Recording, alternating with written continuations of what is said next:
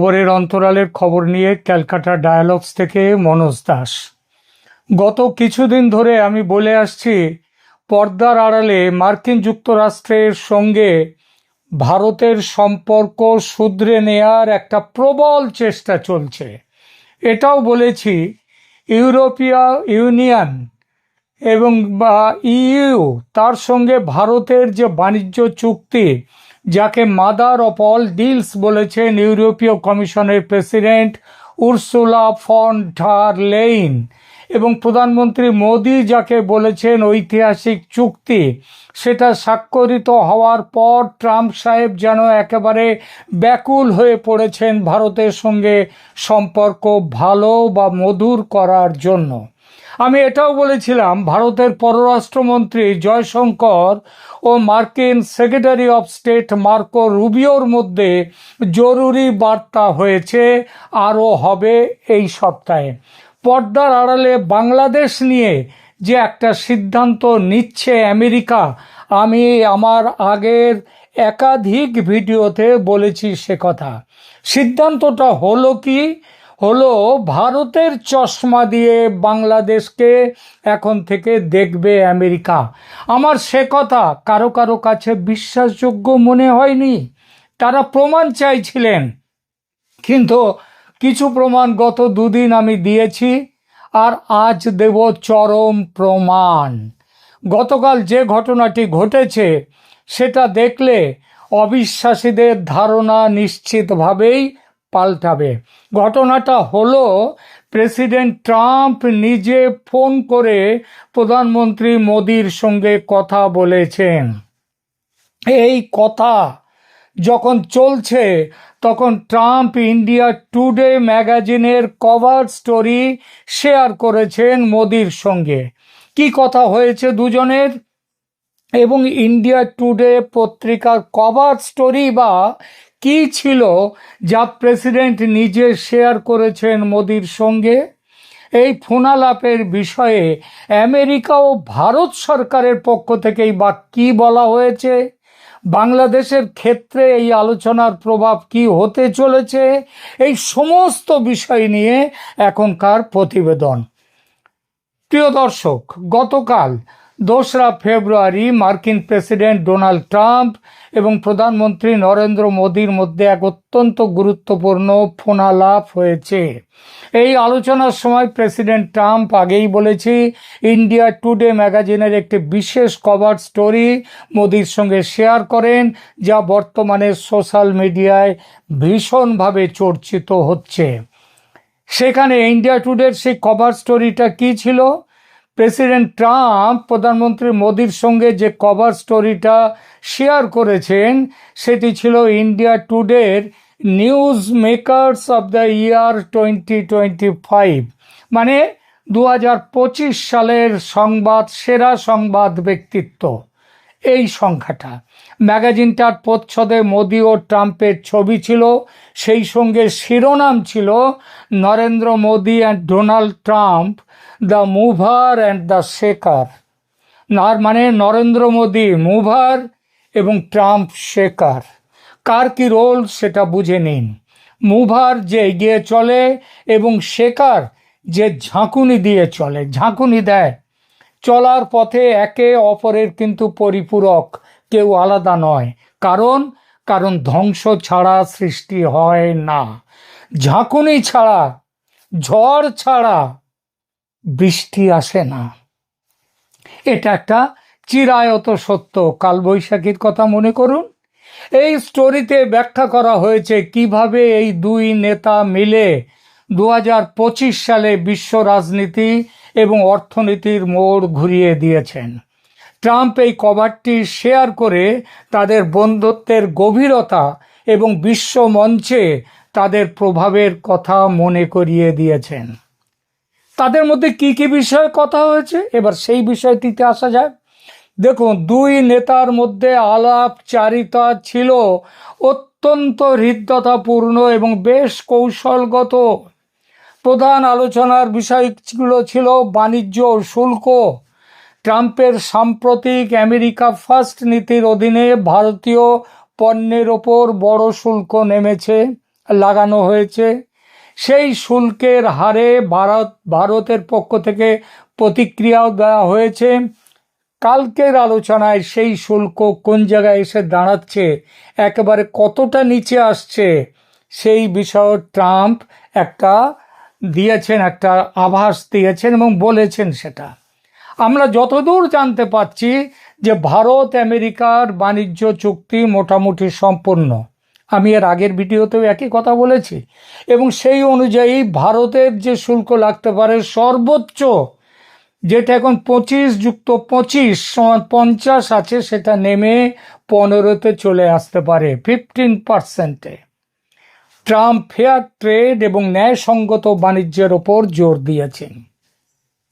এরপর এসছে জ্বালানি নিরাপত্তা, ওই রাশিয়া থেকে ভারতের তেল কেনা এবং ভেনেজুয়েলার সঙ্গে ভারতের নতুন তেলের চুক্তি, এসব নিয়েও কথা হয়েছে। ট্রাম্প ভারতকে আমেরিকান জ্বালানি ব্যবহারের জন্য অনুরোধ করেছেন। আঞ্চলিক নিরাপত্তার ব্যাপারটা হচ্ছে সব থেকে গুরুত্বপূর্ণ। ভারত প্রশান্ত মহাসাগরীয় অঞ্চলে মানে ইন্দো প্যাসিফিকে চীনের ক্রমবর্ধমান প্রভাব মোকাবিলা করার জন্য এবং কোয়াড জোটের ভবিষ্যৎ নিয়ে দুই নেতা আলোচনা করেছেন। ট্রাম্প বুঝিয়ে দিয়েছেন, বলেছেন যে এই ইন্দো প্যাসিফিকে চীনের প্রভাব রোধ করতে গেলে ভারতের ভারতের একটা বড় ভূমিকা রয়েছে। এছাড়া ইন্ডিয়া ইউএস কম্প্যাক্ট কাঠামোর আওতায় প্রতিরক্ষা সরঞ্জাম উৎপাদন এবং প্রযুক্তি হস্তান্তরের অগ্রগতি পর্যালোচনা করা হয়েছে। একটা দীর্ঘক্ষণের বৈঠক হয়েছে। সেই বৈঠকের পর দুই দেশের সরকারের তরফ থেকে কি বলা হচ্ছে, ফোনের আলাপের পর দুই দেশের পক্ষ থেকেই ইতিবাচক বার্তা দেওয়া হয়েছে। ভারতের মিনিস্ট্রি অফ এক্সটার্নাল অ্যাফেয়ার্স থেকে বলা হয়েছে, প্রধানমন্ত্রী মোদী সোশ্যাল মিডিয়ায় জানান যে তাদের মধ্যে ট্রাম্প এবং তার মধ্যে অত্যন্ত উষ্ণ এবং ফলপ্রসূ ওয়ার্ম অ্যান্ড এনগেজিং কথা হয়েছে। ভারত ও আমেরিকার কৌশলগত অংশীদারিত্বকে নতুন উচ্চতায় নিয়ে যেতে তারা প্রতিশ্রুতিবদ্ধ। আমেরিকা ভারতে নিযুক্ত মার্কিন রাষ্ট্রদূত সার্জিও গড় এই ফোনালাপের বিষয়টি নিশ্চিত করেছেন। তিনি জানিয়েছেন, প্রেসিডেন্ট ট্রাম্প মোদিকে একজন অসাধারণ বন্ধু এবং দুর্দান্ত নেতা হিসেবে অভিহিত করেছেন। আমেরিকা চায় ভারতের সঙ্গে একটি স্থায়ী এবং বড় ধরনের বাণিজ্যিক চুক্তিতে পৌঁছতে। প্রেসিডেন্ট ট্রাম্পের এই কভার শেয়ার করা তার নিজস্ব ক্যারিসম্যাটিক স্টাইলেরই অংশ, যা দিয়ে তিনি বোঝাতে চেয়েছেন যে 2025-এর মতো 2026 সালেও বিশ্ব রাজনীতির কেন্দ্রে এই দুই নেতাই থাকবেন, মোদি ট্রাম্প। প্রেসিডেন্ট ট্রাম্প এবং প্রধানমন্ত্রী মোদির এই ঘনিষ্ঠতা এবং ফোনালাপ বাংলাদেশের জন্য কিভাবে ভীষণ রকমের তাৎপর্যপূর্ণ, এবার সেই প্রসঙ্গে নিয়ে কথা বলি। ট্রাম্পের আমেরিকা ফার্স্ট নীতি এবং দক্ষিণ এশিয়ায় ভারতের নেতৃত্বকে স্বীকৃতি দেওয়ার এই ঘটনা বাংলাদেশের রাজনীতি ও অর্থনীতিতে ব্যাপক প্রভাব ফেলবে। এর সম্ভাব্য প্রভাবগুলো এবার বিশ্লেষণ করা যাক একটা একটা করে। প্রথম কথা হচ্ছে কৌশলগত প্রভাব। 2025 সালের শুরুতে ট্রাম্প সরাসরি বলেছিলেন, 13 ফেব্রুয়ারি সম্ভবত ওয়াশিংটনে হোয়াইট হাউসে বসে ট্রাম্প বলেছিলেন, মোদিকে পাশে বসিয়ে বলেছিলেন, আমি বাংলাদেশ ইস্যু প্রধানমন্ত্রী মোদির ওপর ছেড়ে দিচ্ছি। তারপর এই এতগুলো মাস তারপর অবস্থা একটু অন্যদিকে যাচ্ছিল। আজকের ফোনালাপে সেই অন্যদিকে যাওয়াটা বন্ধ হয়ে গেছে। তাদের মধ্যকার ঘনিষ্ঠতা আরও স্পষ্ট করল যে দক্ষিণ এশিয়ায় স্থিতিশীলতা বজায় রাখার ক্ষেত্রে ট্রাম্প প্রশাসন ভারতকে আঞ্চলিক অভিভাবক হিসেবে মেনে নিচ্ছে। এর কি ফলাফল বাংলাদেশের নির্বাচন, বর্তমান অন্তর্বর্তীকালীন সরকারের স্থায়িত্ব, পরবর্তী সরকার গঠন এই সব কিছুর ওপর ভারতের প্রভাব মেনে নিল আমেরিকা। এখন থেকে ভারতের অবস্থানই ওয়াশিংটনের নীতি নির্ধারণে বড় ভূমিকা পালন করবে। কোনো বড় সংকটে আমেরিকা বাংলাদেশের সেটা সরাসরি হস্তক্ষেপ করবে না, ভারত যা পরামর্শ দেবে সেই পরামর্শ অনুযায়ী চলবে, এটা আজকে বুঝিয়ে দিয়েছেন ট্রাম্প। এরপরে অর্থনৈতিক প্রভাব, শুল্ক যুদ্ধ, ভিসা জটিলতা এখানে কিভাবে বাংলাদেশে কিভাবে প্রভাব ফেলবে। দেখুন, ট্রাম্পের কঠোর বাণিজ্য নীতির প্রভাব বাংলাদেশে সরাসরি পড়তে শুরু করেছে। ভিসা বন্ড, যেটা 21শে জানুয়ারি 2026 থেকে ট্রাম্প প্রশাসন বাংলাদেশের ভ্রমণকারীদের জন্য $15,000 পর্যন্ত সিকিউরিটি বন্ড বাধ্যতামূলক করেছে, যা বাংলাদেশি টাকায় প্রায় 20-21 লক্ষ টাকার মতো। আজকের ফোনালাপে অবৈধ অভিবাসন নিয়ে ট্রাম্পের কঠোর অবস্থানের প্রতিফলন ঘটেছে, যা ভবিষ্যতে বাংলাদেশিদের জন্য মার্কিন ভিসা পাওয়া আরও কঠিন করে তুলবে। এবং এই পরিস্থিতিতে বাংলাদেশকে সাহায্য করতে এগিয়ে আসতে পারে একমাত্র ভারত। ভারত বললে, ভারত যদি তার হয়ে অ্যাপ্রুভাল দেয়, তাহলে বাংলাদেশিদের জন্য ভিসা বন্ডকে নরম করতে পারে আমেরিকা, সেটাও আজকে আলোচনায় এসছে। এরপরে দেখুন, তৈরি পোশাক শিল্প, ট্রাম্প ভারতের ওপর শুল্ক কমিয়ে 15% নিয়ে আসতে চলেছে বলে খবর। এটা সর্বোচ্চ। কিছু ক্ষেত্রে ভারতীয় পণ্য আমেরিকায় যায় 0%, তার কোনো ট্যারিফ নেই, তার মধ্যে ওষুধ বিশুদ্ধ রয়েছে। এটা হলে বাংলাদেশের রেডিমেড গার্মেন্টস শিল্প শেষ, কারণ বাংলাদেশের রেডিমেড শিল্প 20% তার শুল্ক, আর ভারতের 15%। বাংলাদেশ মাল পাঠাতে হলে অনেক কষ্ট করে পাঠাতে হবে, খরচ করে, আর সেখানে ভারত তো তাদের ওখান থেকে সরাসরি পাঠিয়ে দেবে। সুতরাং বাংলাদেশের রেডিমেড গার্মেন্টস শিল্প শেষ, বাঁচাতে তখন ভারত ছাড়া কেউ নেই বাংলাদেশের পাশে। ট্রাম্প চান ট্রান্সশিপমেন্ট ফ্যাসিলিটি বন্ধ হয়ে যাওয়ার দরজা খুলে দিয়ে ভারত বাংলাদেশ সহজ বাণিজ্য শুরু হোক, সেই কথাটাও হয়েছে গতকাল। আর একমাত্র ভারত রাজি থাকলেই, ভারত পাশে থাকলেই যে বাংলাদেশের বাণিজ্য বাঁচবে, সেই পথটা খুলে দিচ্ছেন ট্রাম্প। এরপর আসুন ভূ রাজনীতি, জিওপলিটিক্সে চীন বনাম আমেরিকা ভারতের মিলিত অক্ষ। এখানে ট্রাম্প এবং মোদি উভয়ই চীনের ক্রমবর্ধমান প্রভাবের বিরুদ্ধে সোচ্চার হয়েছেন। বাংলাদেশের ওপর চীন এবং ভারত আমেরিকা অক্ষের মধ্যে ভারসাম্য বজায় রাখার চাপ আরও বাড়বে। বিশেষ করে বড় কোনো অবকাঠামো প্রকল্প বা প্রতিরক্ষা চুক্তির ক্ষেত্রে ঢাকাকে এখন পা ফেলতে গেলে অনেক ভাবতে হবে এবং ভারতের মতামত নিয়ে চলতে হবে। ভারতের মতামত নিয়ে ঢাকাকে অনেক বেশি সতর্ক হতে হবে, কারণ ট্রাম্প প্রশাসন ইন্দো প্যাসিফিক অঞ্চলে ভারতের কৌশলগত স্বার্থকে অগ্রাধিকার দিয়ে ভারতকে এখানে নেতার আসনে বসিয়েছে। এর অর্থ কি? এর অর্থ লালমনিরহাট বিমানবন্দর কিংবা মংলা কিংবা ড্রোন তৈরির কারখানা, অস্ত্র তৈরির কারখানা, এক কথায় ইউনূসের চীনকে দিয়ে, পাকিস্তানকে দিয়ে ভারতের ওপর চাপ তৈরির প্ল্যান ভোগে চলে গেল। ভোগে সংখ্যালঘু ইস্যু ও মানবাধিকার, সেই বিষয়টিও ট্রাম্প, আপনারা জানেন, বরাবরই ধর্মীয় স্বাধীনতা এবং সংখ্যালঘুদের অধিকার নিয়ে ট্রাম্প সরব থাকেন।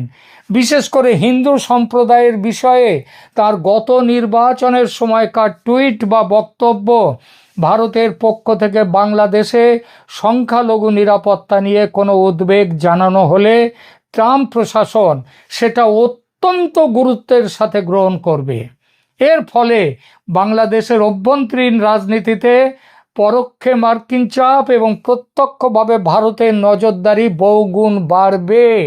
এই বাড়াটা কিন্তু বাংলাদেশের পক্ষেই থাকবে, কারণ এটা যত ধর্মনিরপেক্ষ হাওয়া বাংলাদেশে থাকবে, বাংলাদেশে বইতে শুরু করবে, হিন্দুরা যেমন তাতে খুশি থাকবে, তারা যেমন সুরক্ষিত থাকবে, তেমনি সাধারণ মুসলিমরাও উগ্রপন্থী মৌলবাদের হাত থেকে বাঁচতে পারবে। রোহিঙ্গা ইস্যুতে আসুন। রোহিঙ্গা ইস্যুতে ট্রাম্পের ভূমিকা বরাবরের মতোই সংকোচনমূলক হতে পারে। আমেরিকা যদি বৈশ্বিক সংস্থাগুলো থেকে তহবিল প্রত্যাহার করে, যেমনটি ট্রাম্পের সাম্প্রতিক পদক্ষেপে দেখা যাচ্ছে, তবে বাংলাদেশে অবস্থানরত রোহিঙ্গাদের ত্রাণ সহায়তা নিয়ে বড় ধরনের টানাপোড়েন তৈরি হবে। এবং সেই অবস্থা থেকেও মানবিক কারণে রোহিঙ্গা সমস্যা সমাধানের জন্য ভারতকে এগিয়ে আসতে হবে। এবং ভারত বললে আমেরিকা বাংলাদেশের জন্যে বিশেষ কোনো ব্যবস্থাও নিতে পারে, যা বাংলাদেশের পক্ষে ভালো হবে। তাহলে সংক্ষেপে ব্যাপারটা দাঁড়াচ্ছে, ট্রাম্প মোদি রসায়ন মানেই হলো দক্ষিণ এশিয়ায় ভারতের কণ্ঠস্বর আমেরিকার কানে আরও জোরালো হওয়া। বাংলাদেশের বর্তমান শাসক বা মিয়া ইউনুসের ও জামাত জোটের জন্য এটি প্রবল সংকার। আর এখানেই আসছে নির্বাচন স্থগিত হওয়ার বিপুল সম্ভাবনা। কারণ যেভাবে 12ই ফেব্রুয়ারির ভোট হওয়ার কথা, ভারত তার ঘোর বিরোধী। আর ভারত না চাইলে ভোট যে হবে না, এটা এখন লিখে দেয়া যায়। শেষ বিচারে 2রা ফেব্রুয়ারি ট্রাম্প মোদি ফোনালাপ সরাসরি এখনই বাংলাদেশের নির্বাচনী প্রক্রিয়া যে বদলে দিয়েছে, এমন তাৎক্ষণিক ঘোষণা কোনো তরফ থেকে নেই ঠিকই, কিন্তু যুক্তরাষ্ট্রের ট্রাম্পের প্রত্যাবর্তন, মোদির সঙ্গে তার ঘনিষ্ঠ ব্যক্তিগত সমন্বয় এবং সর্বশেষে গতকালকের বাংলাদেশের ব্যাপারে মোদিকে ফ্রি হ্যান্ড দেয়া, সব মিলিয়ে বাংলাদেশের নির্বাচন ও রাজনীতিতে অনেক গুরুত্বপূর্ণ রাজনৈতিক সিগন্যাল ও চাপের পুনর্বিন্যাস ঘটতে বাধ্য। আর এই জন্যই আমি বলেছি 12ই ফেব্রুয়ারি নির্বাচন হচ্ছে না। বাংলাদেশের ক্ষেত্রে কি ধরনের বদল আসতে পারে? ব্যক্তিগত কেমিস্ট্রি ও হিন্দু ভোট ফ্যাক্টর। ট্রাম্প আগেও ভারতীয়, আমেরিকান ও হিন্দু ভোট টার্গেট করে নিজেকে ইন্ডিয়া ও হিন্দু ফ্রেন্ডলি হিসেবে পজিশন করেছেন, কিন্তু যতটা না হিন্দু ফ্রেন্ডলি, তার থেকে বেশি ট্রাম্পের পজিশন এবং ভারতেরও পজিশন কাউকে তোয়াজ নয়, সবাইকে সমান চোখে দেখা। 2019-এ হাউডি মোদি, 2024 সালে বাংলাদেশের হিন্দুদের ওপর সহিংসতার নিন্দা করে বিবৃতি, এগুলো সবই ট্রাম্পকে হিন্দুদের রক্ষক হিসেবে ইমেজ দিয়েছে। ট্রাম্প বারবার বলেছেন, India is my friend, India is my good friend and Modi is my good friend. এর মানে ট্রাম্পের কাছে বাংলাদেশ প্রসঙ্গ অনেক সময় হিন্দু মাইনরিটির লেন্স দিয়েও দেখা হবে। এত ভারতীয় ডায়াসপোরা ও ভারতীয় ডানপন্থী ইকোসিস্টেমের সাথে একটা যোগসূত্র ট্রাম্পের তৈরি হয়ে গেল। এই লেন্স মোদি ট্রাম্প সম্পর্কে রসায়ন ঢুকে গেলে, এই লেন্সে বাংলাদেশের রাজনীতিতে মাইনরিটি সিকিউরিটি ইস্যু জোরদার হবে, যেটা ভারতের নিরাপত্তা এজেন্ডার সাথেও মিলে যায়। একই সঙ্গে বাংলাদেশকেও রক্ষা করতে পারবে ইসলামী উগ্রপন্থার হাত থেকে। ট্রাম্প মোদির গতকালকের সম্পর্কে নতুন রসায়নে সর্বনাশ হলো মোহাম্মদ ইউনুসের। তার দল, এনসিপির এবং জামাত সহ ইসলামী উগ্রপন্থী দলগুলোরও বড় ক্ষতি হয়ে গেল। আরও ব্যাপক অর্থে বলতে হয় যে গত 1.5 বছর ধরে যে মুক্তিযুদ্ধ বিরোধী, উগ্র ধর্মীয় মতবাদ ও পাকিস্তানপন্থী আখ্যান গিলে খাচ্ছে বাংলাদেশকে, সেই আখ্যানের মরে যাওয়ার রাস্তা তৈরি হয়ে গেল। বাংলাদেশ আবার বঙ্গবন্ধুর বাংলাদেশ, ধর্মনিরপেক্ষ বাংলাদেশ, বাঙালি ঐতিহ্য সংস্কৃতি জাতীয়তাবাদের ধারণভূমির বাংলাদেশ, সেই বাংলাদেশ হওয়ার পথে যাত্রা শুরু করলো। প্রিয় দর্শক, শ্রোতা বন্ধুরা, এতদিন ধরে যা বলে এসেছি তা যে কোনো জল্পনা থেকে বলিনি, সেটা কি এবার বুঝতে পারলেন? এবার শেষের কথাটাও শুনে নিন। এই কথাটিও খুব জোর দিয়ে আমি প্রথম বলেছি, আপনারা হয়তো মনে করতে পারবেন। কথাটা হলো, খুব শিগগির, হয়তো এই মাসে ফেব্রুয়ারিতেই, কিংবা খুব বেশি হলে এর শেষ দিকে বা মার্চের গোড়াতেই প্রধানমন্ত্রী শেখ হাসিনা দেশে ফিরছেন। কারণ ইউনূসের ওই একটা বাংলা ছবি আছে, বাংলা ছবিটা ছিল ওর নাম ছিল অমানুষ। সেই অমানুষ উত্তম কুমার শর্মিলা ঠাকুরের ছবি, শক্তি সামন্তের পরিচালনা, শ্যামল মিত্রের গান, সুরারোপ। সেই ছবিতে একটি গান ছিল, ফেটে গেল ফেসে গেল কালীনাথের ঢোল। তাই এখানেও সেইটাই বলেছি যে ফেটে গেল ফেসে গেল মিয়া ইউনূসের ঢোল। এবার আসছেন শেখ হাসিনা, দেশে ফিরছেন, তাকে শতাব্দীর সেরা অভ্যর্থনা জানাবার জন্য প্রস্তুত হন। বাংলাদেশের আকাশ বাতাস কাঁপিয়ে আওয়াজ তুলতে হবে, জয় বাংলা, জয় বাঙালি, জয় বঙ্গবন্ধু।